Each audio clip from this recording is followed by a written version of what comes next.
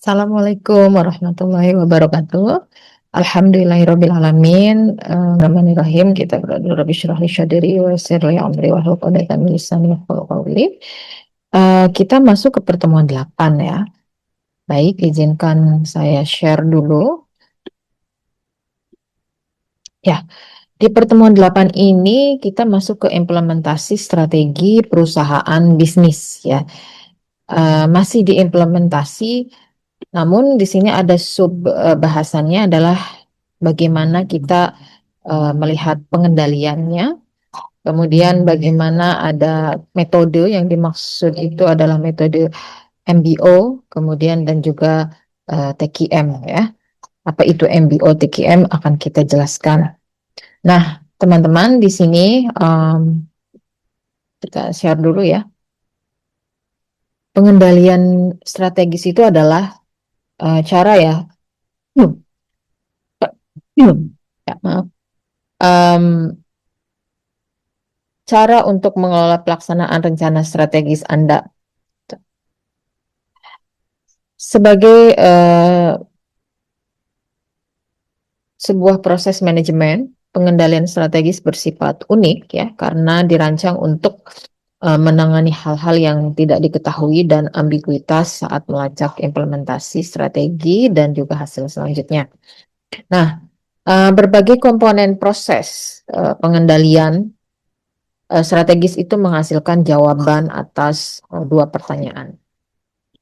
Di sini yang pertama adalah apakah strategi telah dilaksanakan sesuai rencana. Kemudian yang kedua, berdasarkan hasil yang diamati, apakah strategi perlu diubah atau disesuaikan. Dalam banyak hal, pengendalian strategis ini adalah latihan evaluasi ya, yang difokuskan untuk memastikan tercapainya tujuan Anda. Proses ini menjembatani kesenjangan eh, dan memungkinkan Anda untuk menyesuaikan strategi sesuai kebutuhan selama implementasi. Jadi ini ada komponen dari strategi kontrol atau pengendalian strategi. Nah, di sini ada kita lihat implementasi tracking ya. Kemudian internal factors, external adaptation, performance measurement ya. Nah, di sini kita lihat beberapa komponen yang bisa mempengaruhi strategi kontrol ini. Baik, selanjutnya apa saja sih teknik pengendalian strategi? Nah, di sini ada satu kontrol tempat ya. Nah, kita lihat di sini, strategic control techniques ya. Pertama itu kontrol tempat. Nah, di sini setiap organisasi membuat strategis berdasarkan asumsi atau premis tertentu. Dengan demikian, pengendalian premis ini dirancang untuk terus-menerus dan secara sistematis memverifikasi apakah asumsi tersebut yang menjadi dasar strategi Anda masih berlaku. Ini biasanya berupa variabel lingkungan, misalnya adanya pergeseran ekonomi atau politik, atau variabel khusus industri, misalnya pesaing baru ya.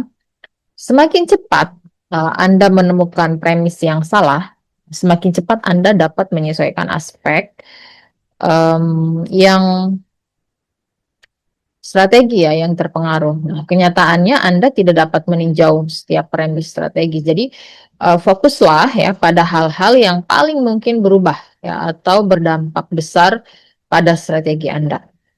Gitu. Kemudian selanjutnya kita lihat ada pengendalian implementasi ya di sini. Nah, ini jenis pengendalian ini merupakan penilaian langkah demi langkah terhadap aktivitas implementasi. Nah, pengendalian ini berfokus pada tindakan dan fase-fase incremental, implementasi strategis, dan memantau kejadian dan hasil yang terjadi. Apakah setiap tindakan atau proyek berjalan sesuai rencana? Apakah sumber daya dan dana yang tepat dialokasikan untuk setiap langkah? Nah, ini proses ini terus-menerus ya mempertanyakan arah dasar strategi Anda untuk apa? Untuk memastikan bahwa strategi tersebut itu tepat. Gitu. Selanjutnya, ada dua kategori subkategori pengendalian implementasi.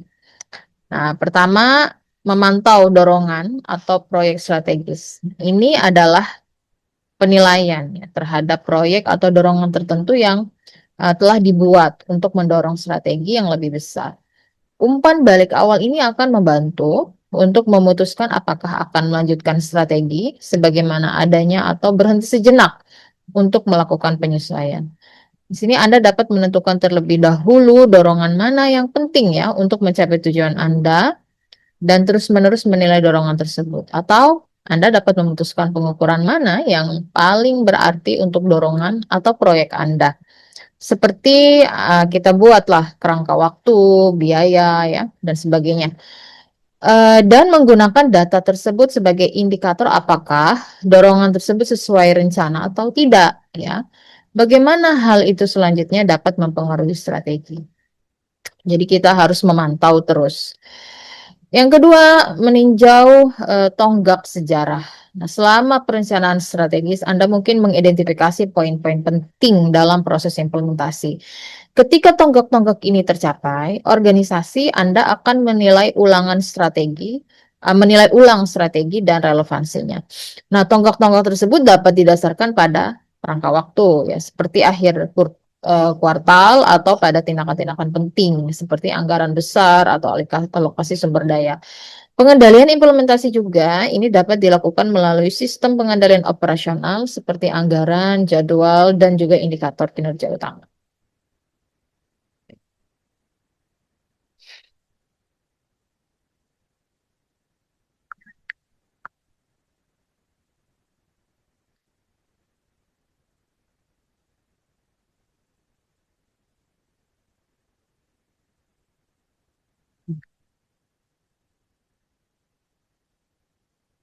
Em, apa saja di sini yang ketiga ya, sorry. Ini yang ketiga tadi setelah premis, tempat kontrol, implementation control, dan sekarang special eh, alert control. Jadi ada peringatan khusus. Di sini ketika sesuatu yang tidak terduga terjadi, nah ini ada pengendalian peningkatan khusus di mobilisasi. Ini adalah proses reaktif yang direncanakan untuk melaksanakan penilaian strategi yang cepat dan menyesuaikan setelah kejadian ekstrim yang berdampak pada organisasi. Kejadian tersebut ini dapat berupa apa saja, mulai dari bencana alam ya, atau penarikan kembali produk hingga akuisisi pesaing. Dalam beberapa kasus, pengendalian peringatan ini khusus mengharuskan pembentukan tim krisis. Jadi biasanya terdiri dari anggota tim perencanaan strategis dan juga kepemimpinan. Dan dalam kasus lain ini hanya berarti mengaktifkan rencana kontingensi yang telah ditentukan ya sebelumnya. Yang keempat ini, nah ini adalah strategic surveillance control atau pengendalian pengawasan strategi. Nah, pengawasan strategis ini adalah pemindahan informasi yang lebih luas ya. Tujuannya adalah untuk mengidentifikasi faktor-faktor yang terabaikan, baik di dalam maupun di luar perusahaan, yang mungkin bisa mempengaruhi strategi Anda. Proses ini idealnya mencakup setiap dasar yang mungkin um, apa ya, idealnya mungkin terlewatkan lah ya oleh taktik yang lebih terfokus dari pengendalian premis ya dan implementasi pengawasan. Anda dapat mencakup publikasi industri, penyebutan daring atau sosial, tren industri, aktivitas konferensi, dan lain-lain. Grafik ini dengan jelas menggambarkan penerapan keempat teknik, pengendalian strategis, dan bagaimana mereka berfungsi berdampingan. Kemudian ada 6 steps of the strategic control process. Nah, step ini kalau kita gambarkan di sini ada determine, control, ada set standards, ada measure performance, kemudian ada compare performance, analyze deviations, corrective action. Nah, tentukan apa yang akan dikontrol. Apa tujuan organisasi, elemen apa yang berhubungan langsung dengan misi dan visi Anda. Sulit ya, tetapi Anda harus memprioritaskan apa yang harus dikontrol karena Anda tidak dapat memantau dan menilai setiap faktor kecil yang dapat mempengaruhi strategi Anda. Kemudian ketika kita ada di level tetapkan standar ini, dengan apa Anda akan membandingkan kinerja? Bagaimana manajer ini dapat mengevaluasi tindakan masa lalu, sekarang, dan masa depan, menetapkan standar pengendalian yang dapat berupa kuantitatif atau kualitatif, membantu menentukan bagaimana Anda akan mengukur tujuan dan juga mengevaluasi kemajuan, gitu. Kalau kita berada di measure performance, itu kita mengukur kinerja. Setelah standar ditetapkan, langkah selanjutnya adalah mengukur kinerja Anda. Ya, di sini ada pengukuran kemudian dapat dilakukan dalam rapat tinjauan bulanan atau triwulan. Apa yang sebenarnya terjadi? Apakah standar telah terpenuhi? Lalu setelah itu kita bandingkan, compare ya performance A, performance B. Nah, bila dibandingkan dengan standar atau target, bagaimana hasil aktualnya? Perbandingan kompetitif dengan diagram kendali ini dapat membantu Anda menentukan apakah ada nggak kesenjangan antara target dan hasil aktual yang merupakan hal yang normal ya bagi industri. Nah, atau merupakan justru ini ada tanda-tanda nih, udah ada tanda-tanda masalah internal. Nah, yang kelima ini kita menganalisis ya deviations atau penyimpangan. Mengapa kinerja berada di bawah standar? Nah, gitu kan? Nah, kalau misalnya ini pada langkah ini Anda harus terfokus untuk mengungkapkan apa yang menyebabkan penyimpangan. Apakah Anda menetapkan standar yang tepat? Nah, apakah ada masalah internal seperti kekurangan sumber daya yang dapat dikendalikan di masa yang datang misalnya?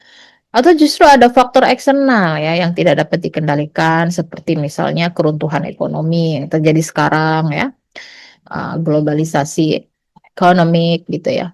Nah itu kita berada di tahap analysis deviations. Lalu yang keenam ada putuskan apakah tindakan perbaikan diperlukan. Setelah Anda menentukan alasan mengapa sih kinerja menyimpang dari standar, Anda akan memutuskan apa nih yang harus dilakukan untuk mengatasinya. Tindakan apa yang memperbaiki kinerja? Apakah sasaran perlu disesuaikan atau adakah perubahan internal yang dapat Anda lakukan untuk meningkatkan kinerja agar setara? Ini bergantung pada penyebab setiap penyimpangan. Anda akan memutuskan untuk mengambil tindakan untuk memperbaiki kinerja, merevisi standar, atau tidak mengambil tindakan apapun. Nah, setelah kita tadi selesai ya menjelaskan banyak sekali apa namanya rentetan bagaimana kita itu mengimplementasikan sebuah manajemen strategi. Ini ada metode namanya MBO. MBO itu adalah manajemen berdasarkan tujuan. Atau kalau bahasa Inggris itu manajemen by objectives. Nah, ini nanti akan saya jelaskan di next video. Um, Terima kasih sudah menonton video pembelajaran pada kesempatan kali ini. Untuk hari ini tidak ada tugas dulu. Nanti kita jelaskan sampai selesai sebenarnya ya. Karena memang waktu yang cukup terbatas. Terima kasih semuanya. Jangan lupa um, like dan share video ini. Ya. Assalamualaikum warahmatullahi wabarakatuh.